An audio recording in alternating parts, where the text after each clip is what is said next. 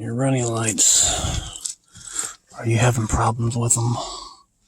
Is there something in the way of your running lights? This is the location of them. Do you find yourself trying to figure out why your running lights do not work? Well, you might have something blocking them. Why is there stuff blocking them? You don't want that to block them.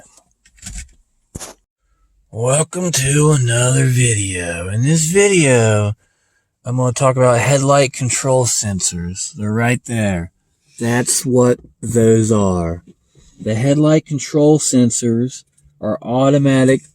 They're an automatic light control system.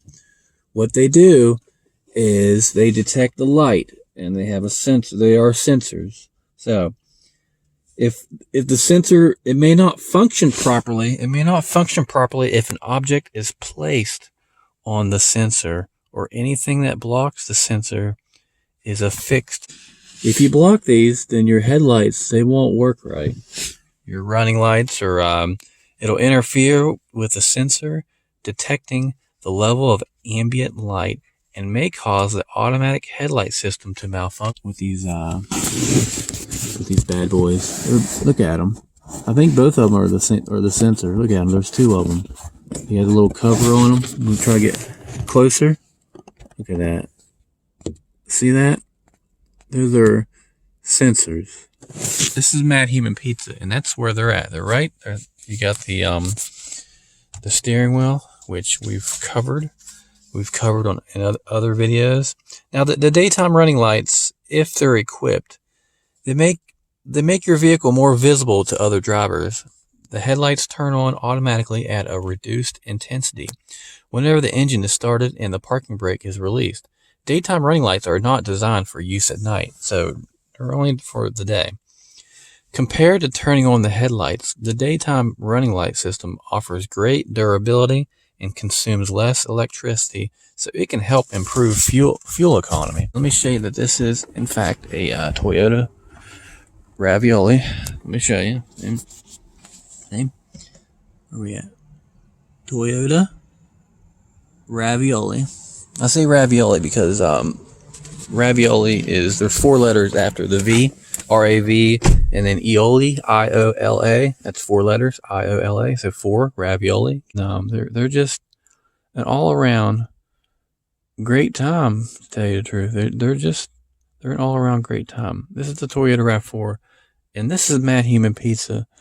And please have always wondered what these were. I had no idea. So if you have like clothing, if you're like, oh, I'm just going to throw my manual up there, that's going to mess it up. You don't want to do that. Or, oh, I'm just going to throw my wallet up there. You're like, oh, I'm going to, put this basketball up here. No. You don't want to do that. So like, oh, here. No. Don't do that. Like, oh, I'm gonna put a sock up there. No. Don't do that. Day. It doesn't have to be good or bad. Just a day, and just bask in the sun just for a tiny bit, because you don't want to get skin cancer. So controls, look at them. There's a bunch of controls on here, and you got the Prindle. You got Prindle. Prindle's changed over the years. Now it's got a 2 and a 3. Prindle. It's like this is the spine, and that's like, I don't know, the arm or something. Prindle. And then this, it has like, it doesn't go straight down, it curves. That took a while to get used to, but the gear shift, but it has a curve to it, and you can just automatically feel for the drive. You just kind of feel for it after you get used to it. And if you're wondering what that is, if you're stuck in park, you get a flathead screwdriver, take that out, and you do something in there. I think I have a video on that. But anyway, that's how you get out of park. There's something in here. There's a button or something, and it'll release the parking brake. But anyway, the park lock mechanism. Anyway, have a great day. A great and wonderful day. Let's get to it. Let's do it.